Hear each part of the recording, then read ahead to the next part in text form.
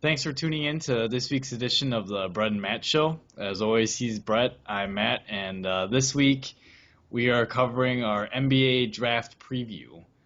So we'll be going through all the lottery teams and who we think they should pick, and we will also be covering possible trade scenarios and a little bit of free agent talk since one of the probably the biggest free agent in the NBA today, or in today's NBA anyways, decided to opt out of his contract. So we'll get started here. So might as well just Jump go right right in. at her. So with the first pick, the Cleveland Cavaliers, who somehow ended up with the first pick.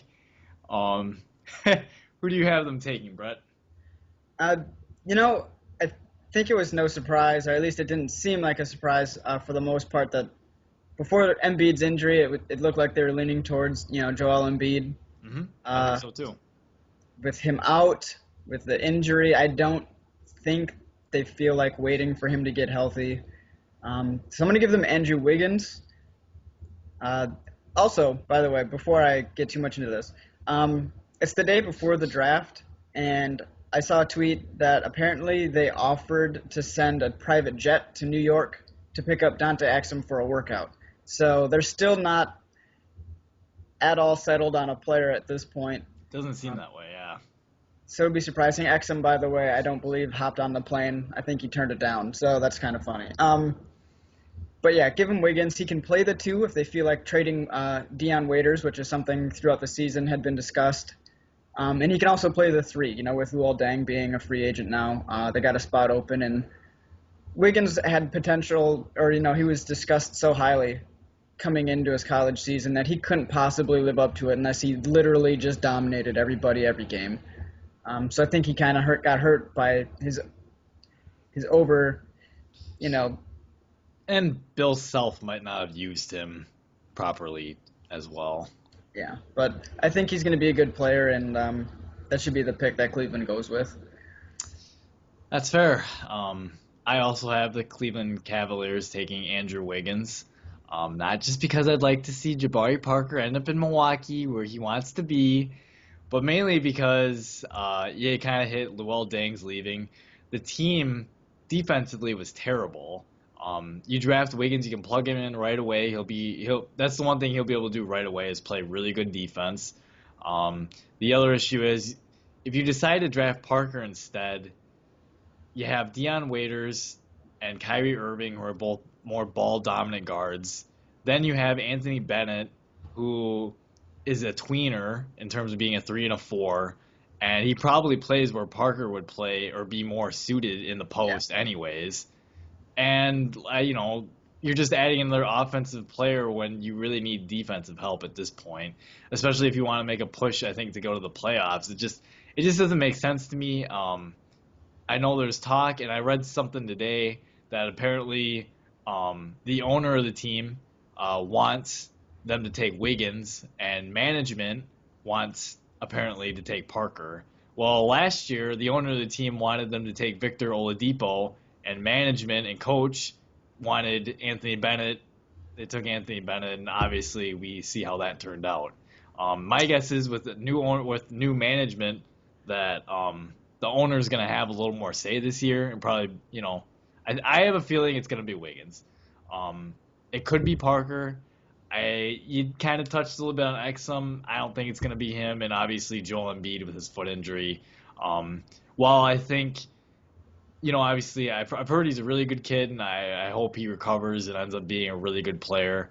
Um, I don't think he's the pick right now. No. Um, so with that, oh, and then the other thing we can talk about right now too is the um, the Cavs. I'm sure are getting all sorts of offers for trades, um, possible people that want to move up. 76ers, big time. Um, they really want to move up and try and get Wiggins. They've had their eye on Wiggins. It was the whole point of them trying to tank their entire season was to get that guy. And now, unfortunate turn of luck with the Embiid injury, there's a very good chance that they're going to lose out on Wiggins. They do at least have asset. I mean, they got 3 and 10. this year. So Package those picks. Michael Carter Williams apparently. Williams. Um, Thaddeus Thad Young, right? Yeah, that's him, I believe. Thad Young as well. I mean, so they got pieces to move if they really want to try to move up. Maybe if you're Cleveland, you accept one of those deals because then when you get to pick number 3, obviously you can take Embiid anyways then, right? Or yeah. Exum. But you could take Embiid and then you don't have that pressure of, oh, gee, we spent the number 1 pick on him and he was a bust. Well, at 3, you know, you don't get looked down on necessarily for making that move. In fact, if that happens, everyone wins because the Cavs get who they probably originally wanted, the 76ers get who they want, and Milwaukee gets who they want. It's a great world. It's a great world. And then if you're, the Cavs, you pick up 10 and take another guy too, just to help. I mean, the more picks you have, the more likely someone's going to turn out to be good. So exactly. I mean, that's a good deal on them. And 10 this year is probably going to turn out to be a pretty decent player if you. I think so too. At least there's potential for him to be pretty good. So that's pretty good. Definitely. And then we got the next pick. It's our Milwaukee Bucks. Milwaukee Bucks. I should have had my Milwaukee Buck hat on. Shoot. Anyways, the Milwaukee Bucks, I have them selecting, I kind of hinted at it before, Jabari Parker. The Bucks need a lot of help, but it's kind of rare that you get someone that actually wants to play in Milwaukee. It seems like Parker really wants to. He's from Chicago, so he's from the Midwest. It'd only be, like 75 minutes for his family to come up and be able to watch him play lots of games. That seems like it was something that's important to him. I think there's a mutual interest between the club and Parker. From a basketball standpoint, he's a guy you hope that can average, about 20 points a game. Plug him in, he's going to be a good offensive player for you. Where he's going to struggle is probably on the defensive end. But the Bucks have a lot of length already on defense with Sanders, Henson, Antetokounmpo, and then. Going with the last name, huh? I know. I was trying to learn how to pronounce that better. Just studying up. But yeah, I mean, as a Bucks fan, I'm really happy. And hopefully we can get this thing turned around with new ownership. New ownership. Maybe get a new stadium. Hopefully the future is bright for Milwaukee. What do you think? Yep, totally agree. Obviously got them taking Parker, you mentioned, local-ish type kid. So when his deal is up, maybe he won't actually want to leave. Like I should have mentioned, too, high character kid. Yep, I was going to say humble, high character, hard worker. Provides offense right off the bat. Also a really good rebounder. And you mentioned, too, I mean, his defense is kind of in question right now. He's probably like a 3-4 tweener, which makes it difficult because you don't know exactly who he should be guarding. He's probably he's going to be able to post up threes, but he's not going to probably be able to necessarily stop them off the dribble either. Yeah. So it'll be like a win-lose. I mean, he'll dominate them on offense, and they'll get him back on when he's on defense. Mm-hmm. But hopefully Larry Sanders backing him up, John Henson as well. It's not a huge issue, and I like him. I hope. He just seems like a good all-around kid. High character. I'm going to mention it here instead of waiting until 5. If you're Utah, right? Parker's Mormon. It's not happening, Brett. Utah would love to trade up. They got 5. They got 23. They got favors they could trade. It's not going to happen. Not interested. They want to their best chance at getting a star, because they're not going to be able to get one in free agency, is drafting one. They don't. If I'm Milwaukee, I don't want any of those things. Don't care about. I want the player. You want the player? I'm not interested in trading. I don't know. It could be interesting. I wouldn't put it past them. Another trade. I think. Okay, so you think. Okay, fine. Put it. You mentioned that trade. I think a more likely trade is Milwaukee trying to get another later lottery pick instead. Like trading someone like Larry Sanders, who's supposedly on the trade block for Milwaukee. Ilyasova possibly. I think they want to get another first round pick. I know they're really hoping to try and get possibly a later lottery pick, but if they can't do that, getting another first round pick in general even. So I think that's more likely to happen than anything. Okay. I wonder who would trade there at the end of the lottery.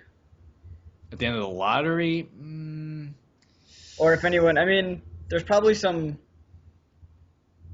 Well, obviously Miami could probably use a rim protector, but I mean that pick's kind of late for us to try to just get rid of Sanders, right? Plus, that's an expensive deal. Then that's like 12 million a year that Miami's got to take on. Sorry to be Miami. That sucks. Yeah, I mean, maybe he'd probably be good in Miami. What am I saying? probably win like 3 titles. Maybe not. Well, as far as maybe a later first round pick, trading a guy like Ilyasova, like if you traded him to the Thunder, have a pick like later on, or some team like that that could use more of an offensive player. Not that the Thunder necessarily do, but maybe I don't know. I don't know the teams later in the draft, but I just know that Milwaukee's trying to get another pick, and that they're willing to trade some other players. Phoenix could probably take like an Ilyasova type.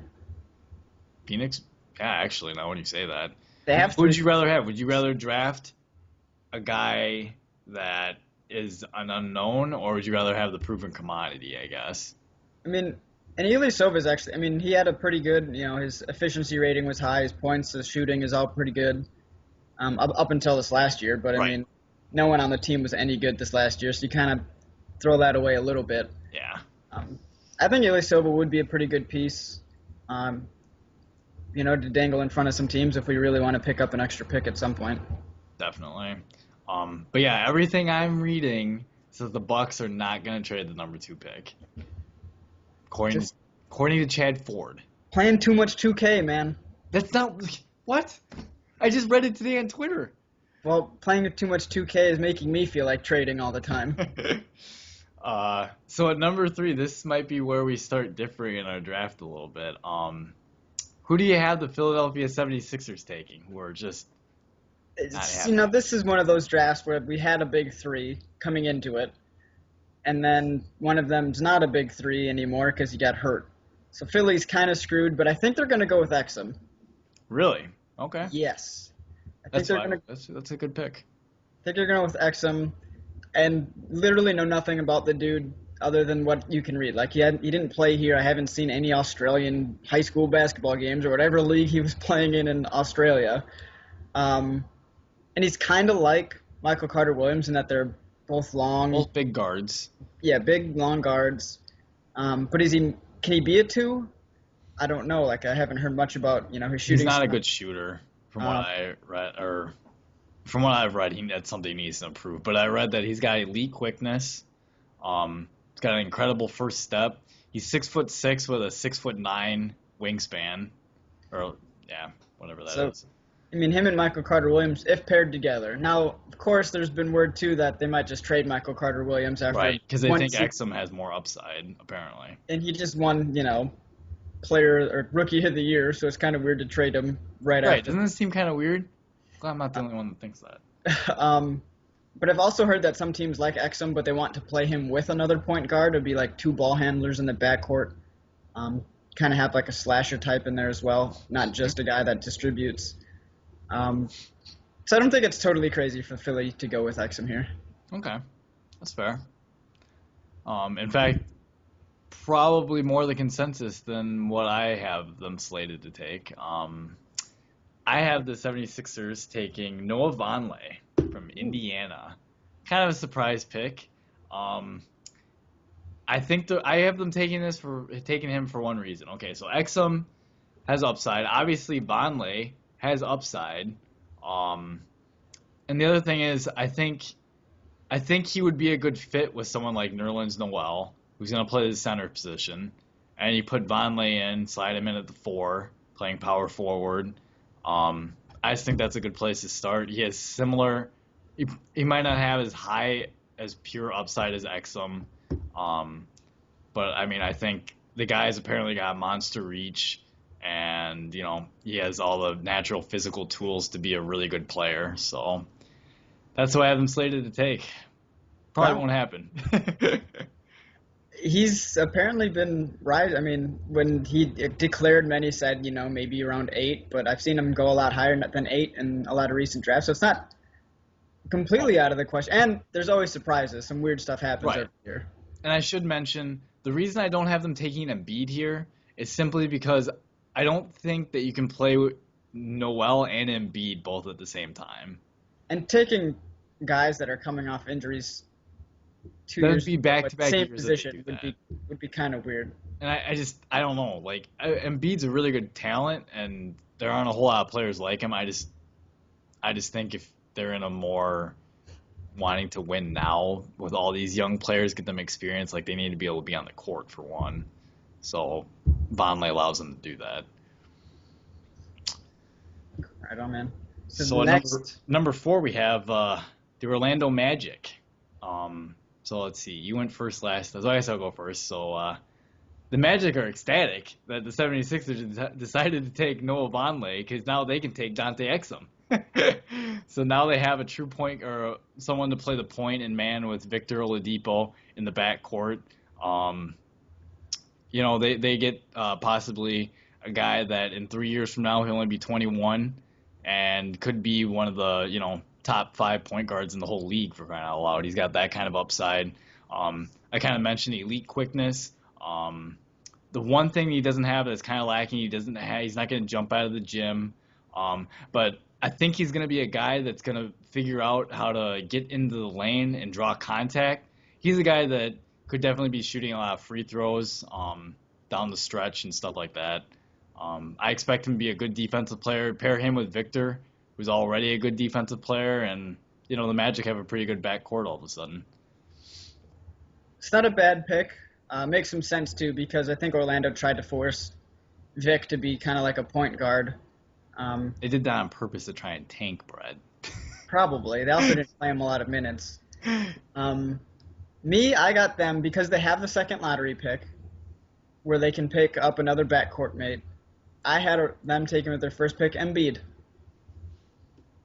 It's a small gamble there. I mean, if you're taking the number one, or many thought would be number one at number 4, and if he recovers, I mean, sure, you're going to have to wait a few extra months for the recovery and then for him to get in conditioning and learn NBA-style basketball. But, I mean, if it works out, you just got perhaps the best player in this draft at number 4. And at number 12, later on, you can still pick up another player that's going to contribute as well in the backcourt. So I just like Embiid here. I can't see him falling too far just because an injury is going to be like 4 to 6 months. Of course, there's the whole injury. He's back. Back and foot are big problems for big men. They are. I mean, other guys have recovered from this injury. This Michael injury Jordan literally has the ended same some injury. people's careers. Yao Ming had this injury. Some people have had this and been just fine. Michael Jordan had this injury. Slightly different player, of course, but Yao Ming had the same injury. Yao Ming. I mean, he was injured a lot of his career, but when he was healthy, he was a decent center. That's true. But yeah, I'm just gonna go Embiid here. I don't think he's gonna slide, and I think Orlando would happily take what might be the best player at number 4. Okay, that's fair. At number 5, we have the Utah Jazz.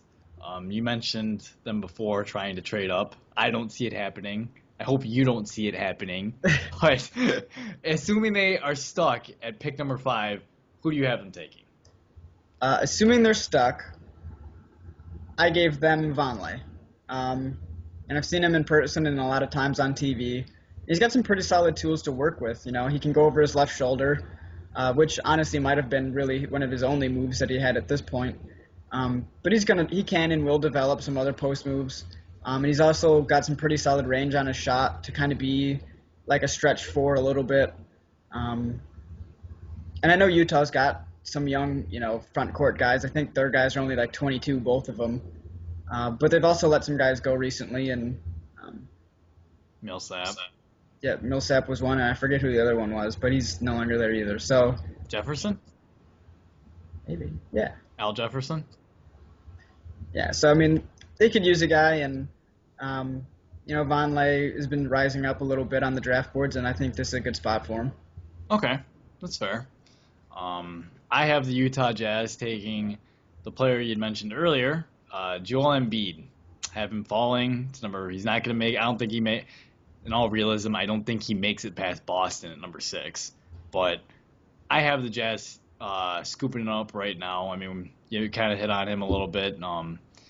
Think if he can stay healthy, he has all the tools to be the top center in the next like 3-4 years. Like he could be the best center in the league one day. Um, he can go over both shoulders. He can shoot jump shots. He's a rim protector. He runs the floor really good. Um, yeah, he's got he gets compared to Hakeem the Dream Olajuwon. And I actually watched the highlight where he did it was the dream step or whatever that move was that was patented by him. Anyways, he did this where he faked over both shoulders and then went back to the right, went under the hoop and did an underneath the hoop and scooped it in, and it was a nice play. And I was like, really? The poor defender had no idea what was happening. But yeah, I mean, even with the injury, I think there's just too much upside here at pick number 5. You said, pick 4. If you get the number 1 player, that's really good. I have a pick 5. You get the number 1 player possibly. That's awesome. So, Joel Embiid going to the Utah Jazz. Not a bad pick. Not a bad pick. What's next? Boston. Boston. Yep. All right, Matt. You got the C's taken. All right. I got the Boston Celtics taking power forward from Arizona, Aaron Gordon. He's big physical presence, athletic. He's got to work on his jump shot, definitely, but his athleticism and jumping ability is really impressive, and I just think at 6, he's just too talented to pass up at that point. And he's a guy that, hopefully he'll be able to develop a jump shot. We're probably going to be saying that a lot about a lot of these guys because it's usually not something that's super good coming out of college. We'll get down. It's funny, we're saying this about these guys, but as we get down later, some of these other guys I'm looking at are really good jump shooters, but they probably lack the elite athleticism is what the issue is. So, anyways, I have the Celtics taking Aaron Gordon, hard worker, gym rat. I really expect him to perform well in Boston. I agree. I also had them taking Gordon. Yes. You're looking at it's not gonna happen. Player and athlete that he is you can be comfortable with him switching on a lot of different types of picks and screens. Mm-hmm. I think he can. I mean, he's not going to go out and guard, say, a point guard all game, but if he were to end up on a point guard, you'd be not uncomfortable with him, at least on that possession, having to guard somebody like that. So defensively, can guard a lot of positions. Offensively, kind of limited right now. Yeah. But from an athlete standpoint, and with a guy like Rajon Rondo, who's going to be feeding him the ball, if he can draw some attention, get him some passes underneath the hoop, and that'll help his offensive game a lot by giving him some easy buckets. So yeah, I think that's a pretty good fit, and we're in agreement here. Our first time since I think the second pick. Yep, that's very true. Assuming Boston doesn't trade Rondo. That's true. But that's just, I don't know, I don't know. Anyways, though, so right behind the Celtics, boy, this is weird having these two franchises back to back. Right behind the Celtics at pick number 7, we have the Los Angeles Lakers. So who do you got the Lakers taking, Brett? Wow, this is the first time they've been in the lottery in a while. I have them going with Marcus Smart, who, by coming back for a sophomore season may have hurt his stock a little bit because he didn't quite progress, supposedly the way a lot of people did. With his jump shooting, especially three-point shooting, was a little off. Yeah. Or a lot off, really. But I think as a competitor, from athlete and size standpoint, he'd be a very good pick. LA obviously needs some help in the backcourt at point guard with Steve Nash being 300 years old and Kendall Marshall. They're trying to get rid of him. Probably not being, really a guy that should be starting. I don't know who else they had back there either. Plus, he could probably play a little bit of, off two if they really needed him. Obviously, that's Kobe's spot, but if they want to play some small ball, slide Kobe over to small forward and let Marcus be a shooting guard sort of deal. And I think, at least from a competitive standpoint and just wanting to win sort of deal, it'd be interesting to see him and Kobe play together to see if they would actually work really well or just get pissed at each other all the time. That's a very good point. That's a good point. That's a good point. That would be interesting to see if that happens for sure. I have the Lakers taking from the University of Kentucky power forward Julius Randle. I think the Lakers really need a physical presence down low in their front court. Randall's going to be able to do that. He's already got an NBA body, big, strong kid. He does have that foot injury that we talked off camera a little bit about that he had and played through the tournament with. But I think he's too good of a value right here at 7. We're talking about a guy that going into the season was regarded very, very highly as one of the top, guys in the draft. And for the Lakers to be able to get him at 7, I think is a pretty good fit. Yeah, not a bad pick at all either. I mean, especially when you're looking at, the Lakers, right? Like, think of who they have on their front court. I mean, man. And Paul Gasol's old, and they might even, I don't know if he'll even be back. Right. But really, other than a healthy Kobe, but he's also old at this point, that they could probably use just about any position, best player available sort of deal. Right. And it's surprising, too, to see, you have Randall going now, and we'll get to this in a second, Randall going next to Sacramento. But, during the season, during the college basketball season, it was thought of as a big 4, with Randall being the 4th best guy. Right. Or even the 3rd best. Or even 3rd best, at least up there, Mm-hmm. Now you got guys like Exum and Vonleh and Gordon going in front of him. Yeah. So, I mean, at this point, if you were to tell the Lakers at 7, they would have gotten, Julius Randle, 4 months ago, they probably would have been pretty happy with it. So it's a pretty good pick. I agree. You hit on Sacramento just a second ago. The Sacramento Kings pick at 8. So you have them taking Julius Randle. Any particular reason why?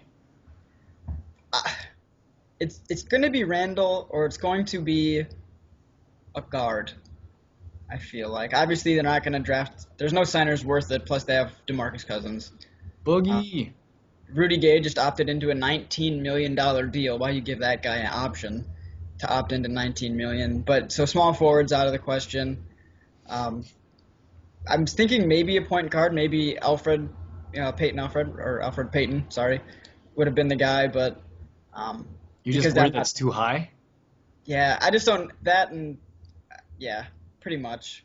Because I know they're not very high right now on Thomas being like the long-term answer. It appears like he might be on his way out after the season, or maybe even during the season. Kings might be one of the teams to make a trade for Rondo. Just saying.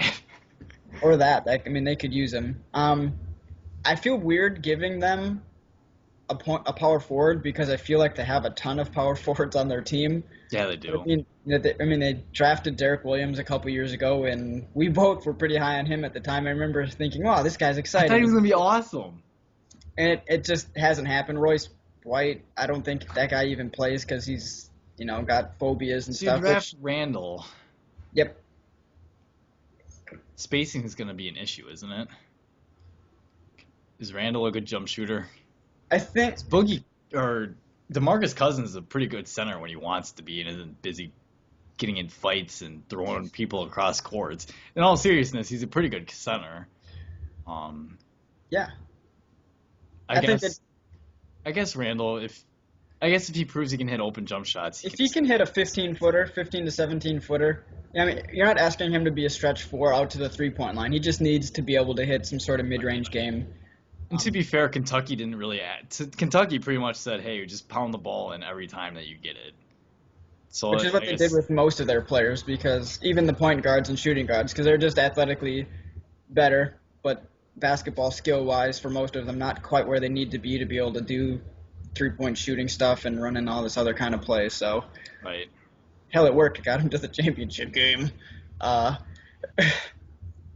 Hit a dagger of a three-pointer on us. I don't even want to think about it. I'm just so angry. Just don't even bring up Kentucky the rest of the day. Well, I don't think you'll have to worry. Oh, no, never mind. You'll have to worry. We won't say what school he's from when we have him going off. Anyways, I have the Kings taking. You mentioned guard. I was torn about this because I think a lot of people are really high on Elfrid Payton. And honestly, I am too, just from the standpoint that lately the small school point guard has been really, really good, a.k.a. Damian Lillard. Turned out just fine from Weber State. This kid's drawing comparisons to him just being like Peyton's a 6'4" point guard. But anyways, I'm talking about Peyton, and I don't even have him slated here. I have the Kings taking Marcus Smart. So they get their point guard. Now they have a guy to roll with, Rudy Gay and DeMarcus Cousins, and yeah, I mean, he kind of talked about him a little bit. The only thing, some people question if he's really going to end up being a true point guard. I think if he gets drafted by the Kings like this, he's going to get asked to do that kind of stuff.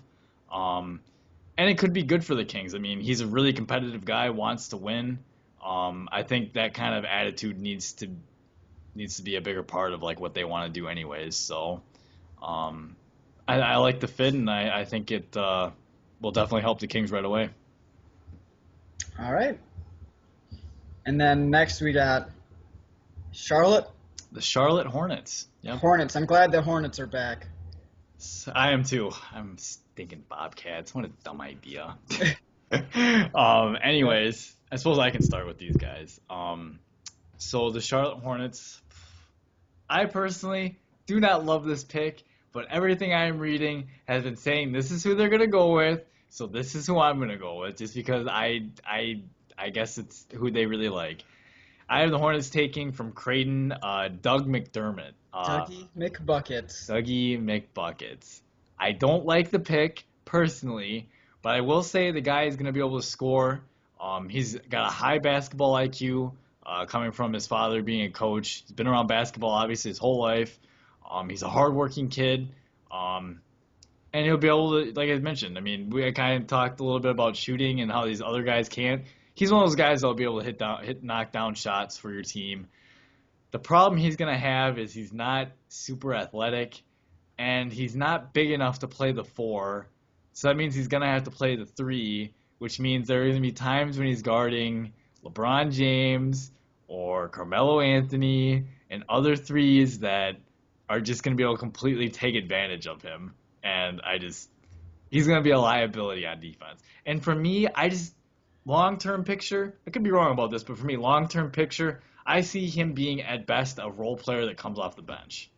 Right. So congratulations, guys. You just spent the 9th pick on a role player. It happens a lot. This isn't like the NFL. 9th, if you can get a guy. But you could take Gary Harris, and he could be a starter for the next how many years? I don't think McDermott's going to be a starter. He's a role player. Well, see, and the thing That's too who they like. is if you're playing Doug at the 3, now what do you do with Kid Gilchrist, right? Like, he also is probably going to start. And he could probably guard. So you could probably play McDermott at the 4, try to hide him on the other team's worst opposing offensive player. Oh, fantastic. So when LeBron wants to play the 4, he gets to go against Well, yeah, or you just put Cody Zeller in and see what happens then. That's what's the other option. It's just not going to be any good either way for Charlotte at that point. Sorry, Cody. Go IU. But anyways, that's who I have the Hornets taking. So you mentioned shooting. They need people that can stretch the floor and shoot.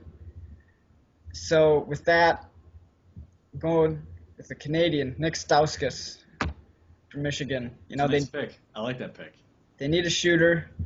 He won Big Ten Player of the Year. He can shoot from outside. Also, actually improved a lot in other facets of the game. With his passing, as well as mid-range sort of games, and he's pretty athletic too. I mean, I think he's underrated there. He is underrated. I like Stauskas. He's gonna make a name for himself, I think. So I think that's a pretty good pick. I mean, he's pretty long too. I mean, he's 6'6", gives him some length because obviously Kemba in that backcourt is not providing any sort of length. But between him and Gilchrist on the wings, that's some good length, and they can defend some multiple positions from there. So I like that. I don't hate Doug McDermott. Apparently guys are in love with him based on his interviews. Oh, fantastic! The guy can talk. That's nice. Maybe. Good at convincing people that he's going to be a great player. He's a coach's kid. Got a high IQ. He knows. You can have all IQ you want. We're talking about a league full of athletes, not. This isn't college. But yes, that's what I got going on there. Fair enough. So at pick 10, we have the Philadelphia 76ers are back on the board. Who do you got them taking? I didn't really know what to do, but I did not like having this guy be selected yet. So I gave him Gary Harris. I know I just gave them another guard at 3, but that's okay. Wow, stacking your backcourt there, huh? I mean, especially if they end I'm, up I'm just giving trading, you a hard time, Brett. Don't worry. I have especially if they them. end up I have them also picking Gary Harris. right. I mean, So now we if can discuss they have why. Exum and Harris and Michael Carter Williams. Um, you need three guys, but I mean, somebody's got to at least come off the bench and provide something for you either way. Now you hope it's Thaddeus probably Young a 3. he's like a 4. He's like a 3-4. Because I had them selecting. I have them selecting Harris too, but we have them taking different players at 3. So my lineup is Noel Vonleh at the 5 and 4, Thaddeus Young at the 3, and then Gary Harris and my MWC or MCW, sorry, Michael Carter Williams, yeah, at the 1. Yeah, I mean, That's why I did that. I think they could use a shooting guard too. And I know that's maybe what Exum could be when they have Michael Carter Williams. Plus Harris has that ability too that if you need him to be a 1, he can be at times. I mean, Yeah. maybe he's not a true pure 1 all the time. But he's a scorer. He's got some ability, off the ball and on the ball, making right decisions. So I just liked him, and I thought that they needed a guy. So Yeah, I agree with you. I think he's a good fit in Philadelphia. So, excuse me. And at one point, I mean, early in the year, I mean, I was shocked. I mean, he was, supposed to probably go earlier, but because of how talented this draft class is, he falls to them at 10. So I think Harris has the potential to be, a possible all-star at one point in his career someday. But he should, for sure, I would think, be a decent starter for them. So number 11, we have the Denver Nuggets. Since we keep kind of talking about the same players, I have them taking Nick Stauskas from Michigan here. We kind of talked a little bit about him. The thing he's gonna be able to do, he's an underrated athlete. He's a big-time shooter, and he's got a really quick release, which I really like. And he's a guy that runs the floor real well. Kind of with the whole underrated athleticism. So I think he's going to be able to be plugged in Denver, and he'll get some playing time and hopefully, get more minutes as the season goes on. But he's a guy that will definitely be able to contribute offensively, I think. All right. Yeah. I ended up giving them. Who the hell did I give him? James Young.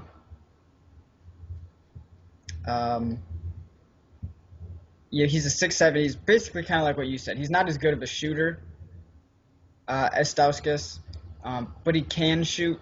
Mm-hmm. He was probably Kentucky's best outside guy from that standpoint. Gives him a little versatility too. Can play the 2 or the 3 in their lineup right now. I mean, they got guys like Randy Foye and Wilson Chandler are kind of the starters, and Danilo Gallinari at the 2 and 3 spot. I mean, so he fits kind of a need. For his sake, he will probably have to get better at shooting. I mean, like I said, that's a strength. It's something that he can develop, though. But I was reading something, and they said that the 2 things people develop or get better at are at shooting, and I think it was playing defense. So, I mean, a guy that's already at a higher level, even elevating it, is something that Denver could use for sure. And it's basically kind of like what you picked, only I had Stauskas off the board already, so I just had to give him the next best shooter in my mind.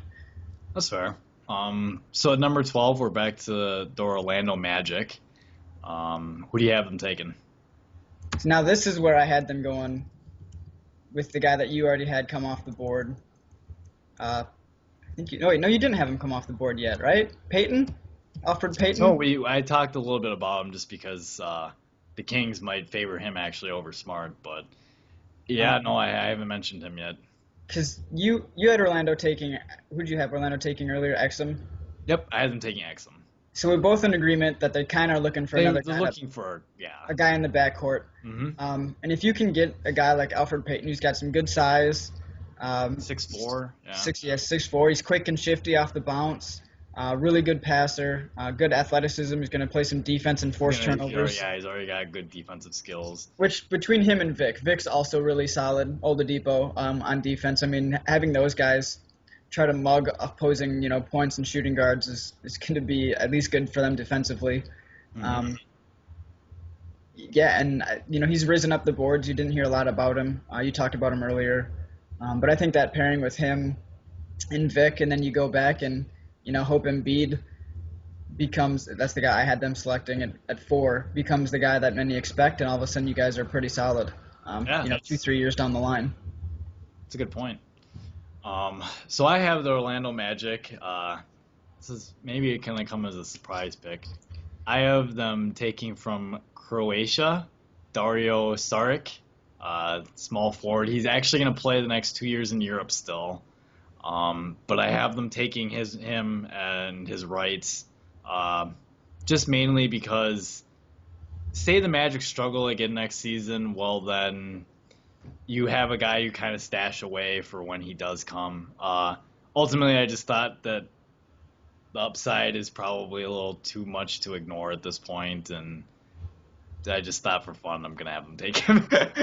I really don't know hardly anything about this guy. Well, okay, so what I'm been hearing and seeing is that he's a really skilled offensive guy.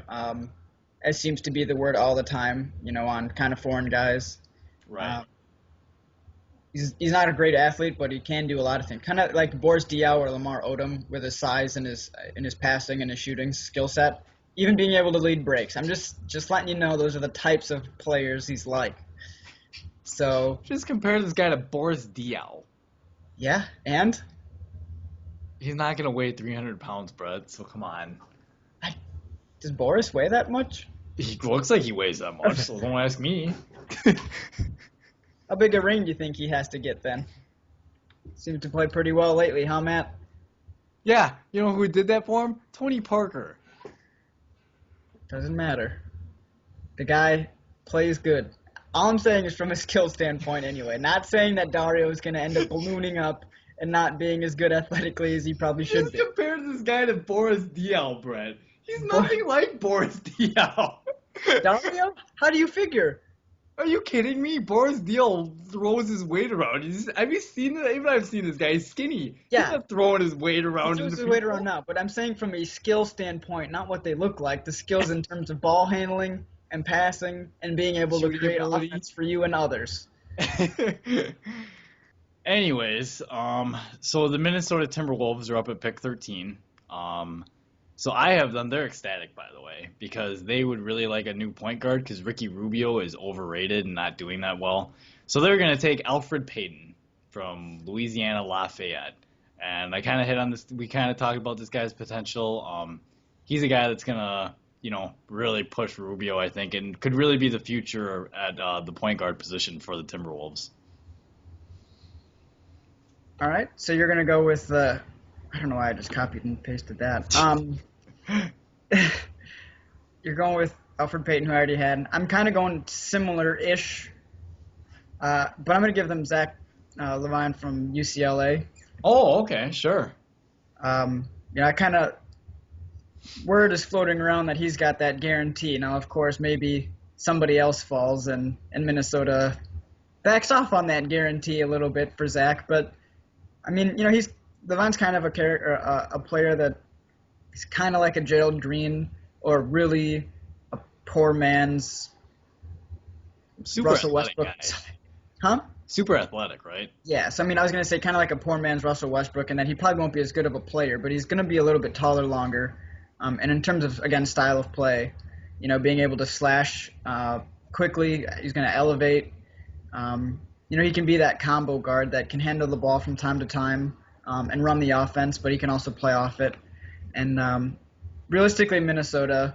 Now, I was joking with a friend of mine on Twitter too that, they might trade, Kevin Love for a pick. I was just wondering which white guy they were going to draft. So it's just kind of funny that he's probably. I mean, he'd fit in. He's a light skinned kind of guy, but. But yeah, I mean, they also might be shipping off, Kevin Martin in this Kevin Love deal, so they could also use it too, to play off the ball with Ricky, running the point at the moment. So yeah, so I got Minnesota going. That makes sense. And now we have come to the end of the lottery with one last team remaining, and that's the Phoenix Suns, who should have been in the playoffs, but because of the way the playoffs are structured, they missed the playoffs. So, who do you have them taking? Phoenix. My guys, I have them taking. You ready? You already let him go, and I'm surprised I haven't had him taken yet. Going Dougie McBuckets. In Phoenix? Phoenix. How? How not? That team likes to go like this and run up and down the court. Sure, but they could also, I guess you could just tell him to cherry pick and sit on one side and just stand there.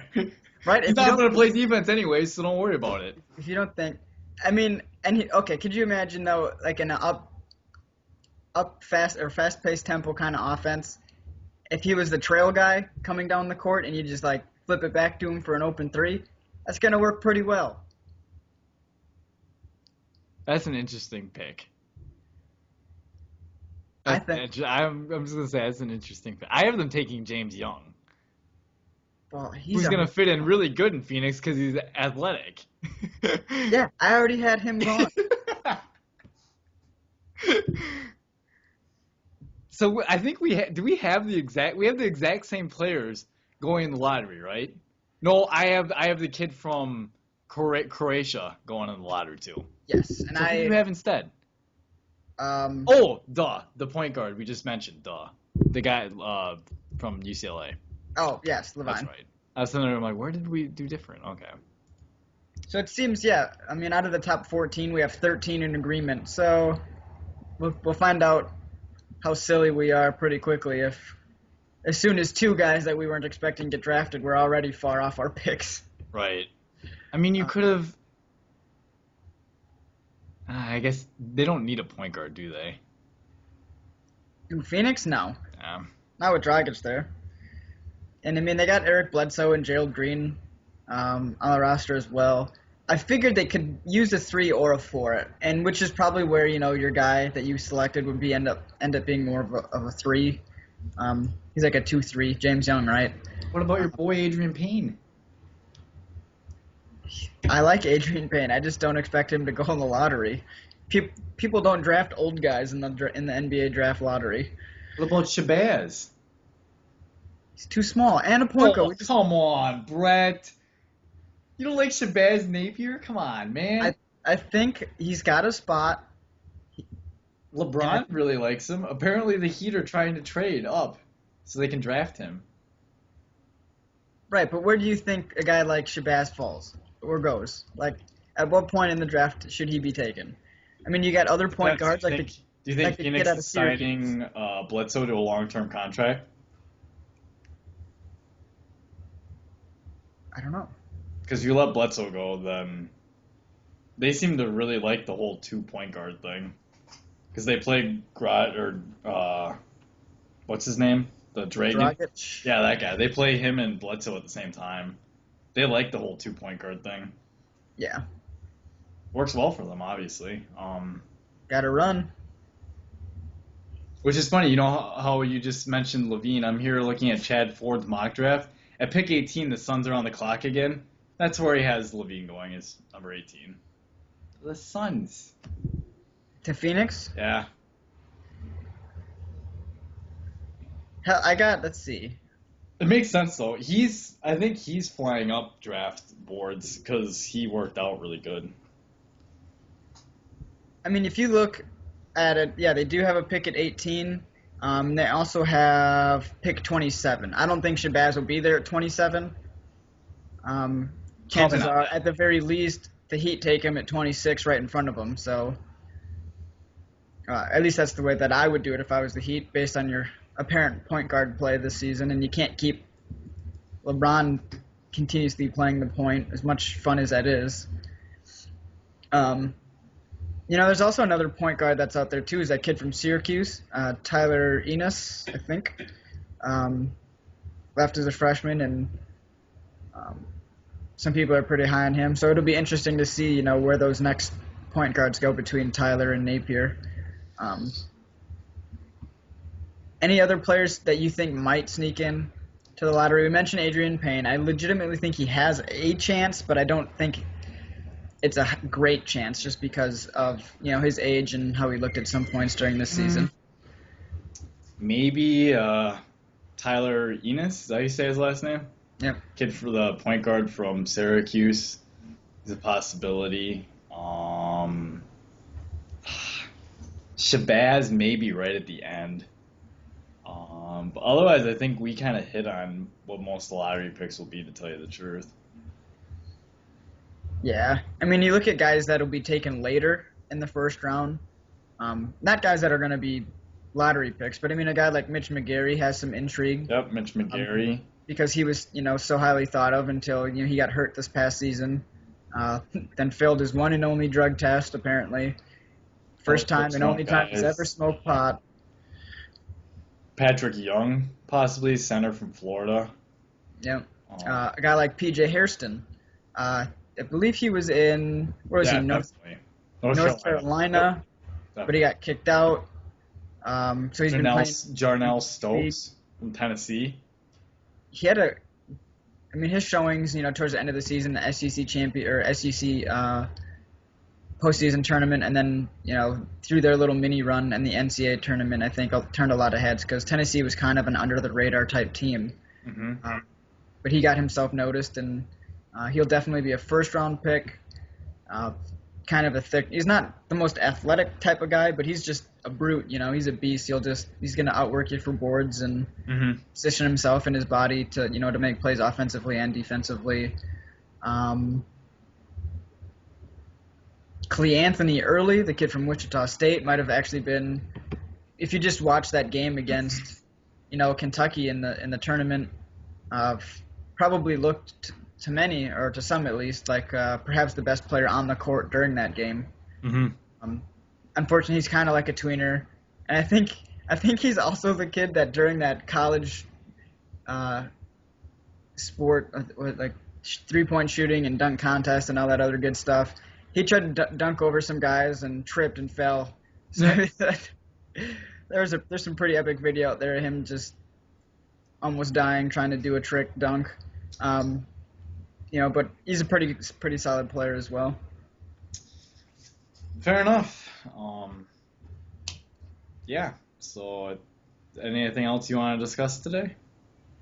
Did you want to discuss free agency type guys or? Free agency. Oh, you mean? Oh, yeah. I suppose we could touch on LeBron. So, with LeBron opting out of his contract, what do you? I think we both think he's gonna end up staying in Miami. I will say though, if he opts out and say Chris Bosh and Dwayne Wade is trying to opt in, I think LeBron might leave. That's what I think is a little interesting about this scenario, is because words come out that LeBron's going to opt out now, but you haven't heard anything from Dwayne Wade's camp or Chris Bosh's camp. Like, they didn't make this decision apparently together, which is how I think a lot of us thought it would happen. Like, hey guys, let's all three of us opt out. We can sign back in for less, and then have some space, to get some better depth and some other type of role guys that we didn't have this past season. But LeBron's apparently doing it on his own, or maybe the other guys do it eventually as well. But I think it's just kind of weird, the timing of it now without the other two guys being involved. Right. Without the other two guys doing it now, you're right, that is interesting. I see why he's doing it now, though. He's doing it because it'll give other teams a chance now to get their stuff together so they can make pitches to him with what they would do. Realistic teams that are probably involved. Houston for sure is going to make a pitch. The Cavs, the Bulls maybe, even though I don't think LeBron would ever go to the Bulls. And also the Bulls I think they're going for Melo. So that'll probably be, they'd have to make cap space for that to happen regardless. Right. So Melo's going to be where they spend their money if they can get him, and they won't have any space for anything else. And realistically, don't think they would need space for anything else to be at least highly competitive, assuming Derrick Rose is healthy. Mm-hmm. Rose, Butler, Melo, Gibson, and Joakim Noah. Like, that's a good lineup. That's at least pretty scary. Especially in the East. So, yeah, that could be kind of fun. And then, obviously, the Kevin Love ordeal. Where die on if he'll get traded before or during the draft. Right, and I don't think, draft picks, the NBA is weird in terms of how they can trade draft picks. They're not officially traded until after the picks are made and some other crap. I don't know. Mm-hmm. But it'll be interesting to see. There was word that he was going to be uh, going to Golden State, except for Golden State didn't want to include Klay Thompson, but then they did, and now, but nothing's It's finalized. funny because Klay Thompson, I think, wants to leave Golden State too. You think so? Yeah, because if he goes to Minnesota, Minnesota will be able to offer him more money when his contract's up. If he stays in Golden State, they won't be able to offer him the same deal. I mean, maybe he cares about winning, but if he's after about making money, the Timberwolves will be able to offer him a lot more money than what Golden State would. Fair enough. So, but obviously other teams that could go after Kevin Love, if the Bulls don't get, I'm gonna say the Celtics. If the Bulls don't get Melo, maybe they kind of go after him. I don't know if Cleveland's got anything going on, but that's a possibility for them. In terms of draft picks go, I mean, like we mentioned, the team. I think there's multiple teams with multiple draft picks. There's Philadelphia, Phoenix, the Magic, and the Jazz all have multiple picks, so they could put together some packages that might be enticing to Minnesota. The Kings reportedly already tried to offer stuff. The Kings? Yeah, they were willing to offer their first round pick, some other players, for Love, just to even try him as a rental player. Oh, they without even the promise of it being like a long-term extension. Without any guarantee he would sign any sort of. They just wanted to rent him essentially. Wow. They were convinced they could convince him to stay in Sacramento. I mean, it's a nice area, maybe. I guess Northern California has probably got to be. They're getting a new stadium. There's that, but I mean, I don't know. Depending on the pieces they'd have to give up, that team might not be any good anyways. It'd be hard to convince him to stay. I mean, him and I guess DeMarcus Cousins could play together and probably work out decently, especially since Love can stretch the floor. Oh yeah, that'd be probably a pretty good fit actually. You know, who would be a good fit in Houston if they don't get LeBron James or Melo? Who? If Chris Bosh decides to be a free agent, he would be a good fit in Houston. Playing that 4 spot? Playing the 4 spot. Instead of being the center? The floor. It gives Dwight Howard room to work. Doesn't have to take on the other team's opposing center. He can take on their 4 instead. That would be a good fit for him.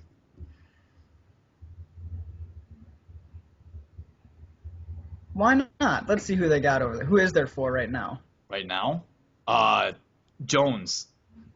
I think his name's it's Terrence? And he's actually turning into a pretty decent player, to tell you the truth. But he's not Chris Bosh. Well, and you got to expect come off the bench and give energy. Right? And you got a guy like Osik, who's also a center in Houston right now. He's got to go bye-bye. He's getting paid, so Houston could even pick up other picks, too, which they could maybe offer. Or maybe they'll just straight up offer Osik. They'll offer Osik. They might try and get maybe cap relief, because in the NBA you can trade money. Maybe they'll get cap relief. Oh, but you have to take Jeremy Lin off our hands, too. You get to take his bad contract. You get one of the best defensive centers in the game, though, when he wants to play. What a contract for Jeremy Lin, too. That he obviously isn't quite living up to, which is funny. What happens when you play in a big market like New York? Your stats get inflated and everyone thinks you're awesome when you're not. Not that I'm saying that about Melo, but I'm just saying. Look at Nick Young. Everyone thinks Nick Young's all cool. Well, except for you, apparently. But Swaggy P, his girlfriend doesn't even like that nickname. Iggy Azalea.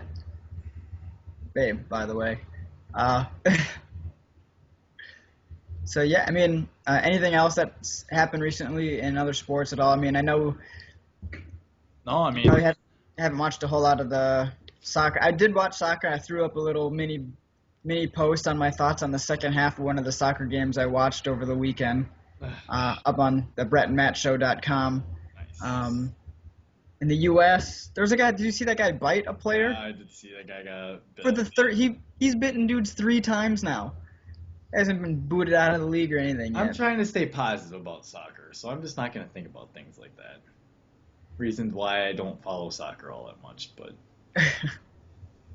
no, yeah. So I did see that. the U.S. is in good position, though they kind of screwed themselves a little by not being Oh, you able. mean the last 20 seconds? Yeah, I perhaps. don't even know that much about soccer, but I just know that wasn't good. And it's in stoppage time, which is weird because it's kind of like that. Because they always have a ticking clock. So like when people are celebrating, the clock still ticks. So they just add it back in at the end. And it was going to be 4 minutes, but there was a final substitution that happened, Hmm. which made it go from a 4 minute stoppage time to a 5 minute, which is in that fifth minute is when that goal happened. So if we wouldn't have subbed, if we just would have left people where they were at, we'd be advancing and resting our starters this week. But we got to play Germany, and it is interesting though. We could both tie. We could just go into the game, Right. shake hands, and all sit down on the turf for 90 minutes, and just have a picnic. I don't know, bring some snacks, shake hands, whatever, and we'd both advance. It'd be good for both of us. But that's not going to happen, unfortunately, because Germany is a better team than we are. Germany's really good. So what we got to hope for is that we somehow We pull want off a a tie, tie, right? Yeah. or just don't lose by any more than one. And I think it's hope for Portugal to win. Which these things are all possible because Portugal's good enough to win as well. But that last goal. It'll be interesting. We play Thursday. Yes, we play tomorrow. I think it's like noon. Well, it might be Yeah, it's sometime. 11 o'clock your time. So it'll be great. It'll be up on our TV at work, the big projector. Nice. So we'll be sitting there and getting to watch that pretty, front and center. That'll be fun. I know a lot of the kids will be cheering. That's what makes it more fun, is at least when you're watching it with people who also enjoy soccer. Because then when they start cheering, then you kind of get excited. Mm-hmm. Then you start to know what to look for and discuss things. And as your knowledge grows of the game, then you get a little more excited. That's what you need to do, Matt. You need to drive down here for tomorrow, watch that game with me and some friends, and Yeah, there you go. become a soccer fan. If I didn't have to work, maybe I'd consider it. I suppose, though. So with that said, this was our NBA draft preview. So tomorrow night we'll get to see how wrong or right both of us were. So next week we'll probably discuss a little bit about that and find out where we went wrong and what we ended up being right. So until then, thanks for tuning in. All right, take care.